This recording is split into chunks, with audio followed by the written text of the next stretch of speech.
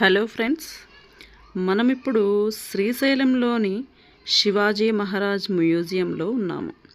ఈ మ్యూజియంలో శివాజీ మహారాజ్ యొక్క జీవిత చరిత్రను చిత్రాల రూపంలో ఎంతో అందంగా కళ్ళకు కట్టినట్లు పొందుపరిచారు.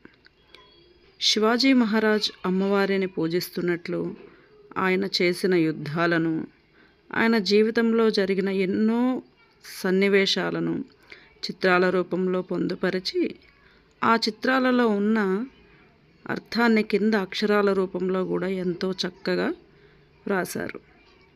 ప్రత్యేకంగా శివాజీ మహారాజ్ మ్యూజియంను ఇక్కడ పెట్టడానికి గల కారణం, ఆయన ఈ ప్రదేశంలోనే ధ్యానం చేసేవారని, శ్రీశైల భ్రమరాంబ అమ్మవారిని తన తపస్సుతో ప్రసన్నం చేసుకున్నారని, అమ్మవారు శివాజీ మహారాజ్ యొక్క తపస్సుకు మెచ్చి ఖడ్గాన్ని ప్రసాదించారని చెబుతారు.